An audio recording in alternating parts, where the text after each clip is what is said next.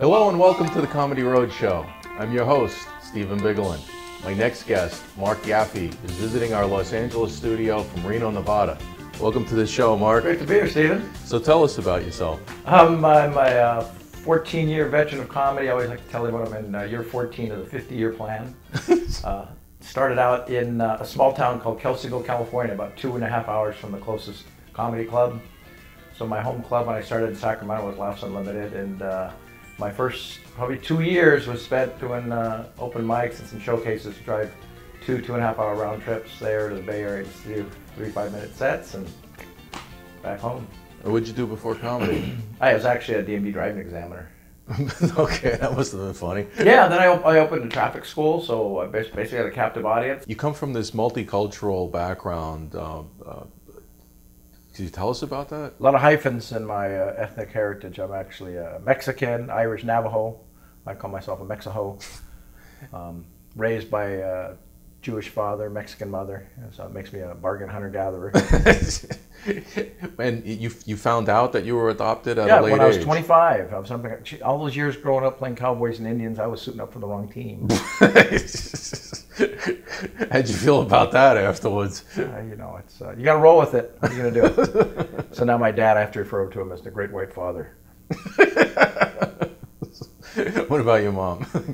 Oh, my mom's a trip. She gets very caught up in commercials and TV, right? Or the other day we're like, she's watching this TV and I think, oh my God, that guy's gonna crash. He needs to slow down. Oh my God, what's he doing? My mom, it's a BMW commercial. Relax. So you were married for quite some time. 22 years. It was a mixed marriage. She was paranoid, schizophrenic. I was obsessive compulsive. Yeah, she'd invite over imaginary friends and I would make them take off their shoes before they came in the house. So it's tough. Yeah, it didn't work. She's a great lady, but now I'm doing the dating websites, and that's painful, right? If you try these things, they have the eHarmony, the Match.com, the Stalker.net. The Stalker.net. You have any stalkers? No, maybe some people on Facebook that want some money out of me. I think that's the closest I get. Yeah, I think that's when you know you've made it. You actually have a stalker. You have to hire security. You know, live underground. That's my goal. That's your goal. Two stalkers. Two stalkers and security, and then you know you've made it big. Exactly. In your opinion, what makes something funny? If I can laugh at it and it tickles me, I think I try to make it relatable to audiences, and if it works after a couple times, then that's funny. In general, the universal answer is basically comedy is pretty much a misdirection where someone's going to be embarrassed or surprised. What comedians influenced you? Well, growing up, I'm dating myself here now, but back in the 1900s, I was a big fan I loved Flip Wilson. I raised on like sitcoms. I always loved All in the Family. I really like the writing aspect and the sitcom dimension of it. And then as far as the straight stand-ups, of course, grew up listening to the parents' Bill Cosby records and friends that are listening to George Carlin records at pretty early age and tapes. And then current influences, I love D.L. Hughley, George Lopez I think is great. And I think Bill Maher is just a master of what he does. Not everyone agrees with his political views, but I think it's as far as fearlessness and accurate, just a laser-focused point of view. I really have a lot of respect for what he does. So tell us about the performers that you're seeing that are not as well known as the people you just mentioned. Wow, I'm trying to think there's so many stellar people that you meet in clubs that just have never made that next tier. Of course, I got a lot of respect for the guy that discovered me and took me on the road. His name is Del Van Dyke out of Sacramento.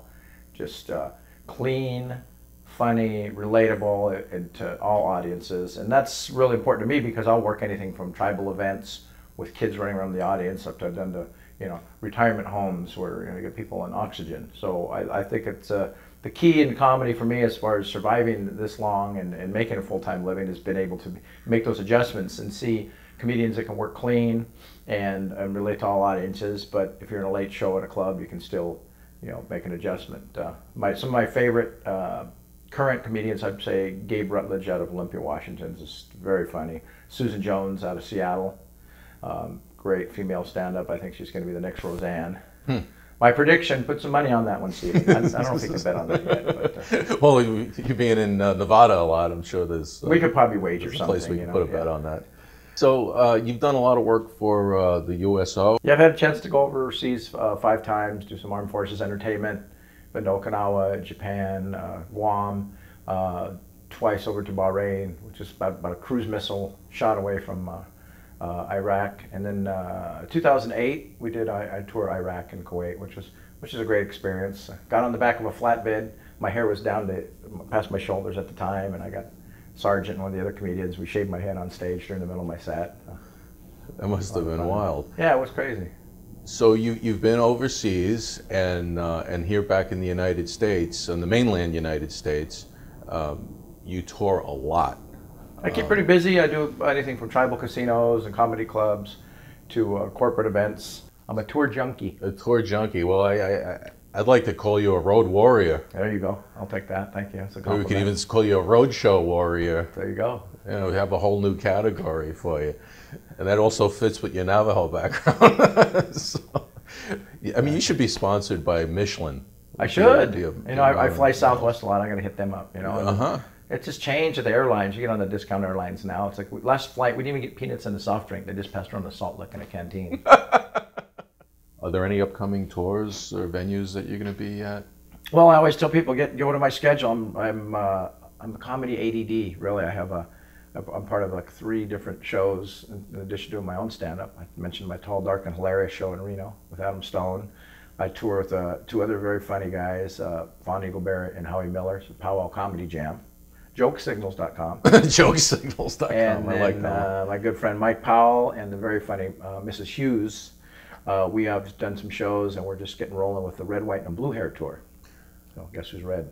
The Navajo man. Red, White, and Blue Hair Tour.com.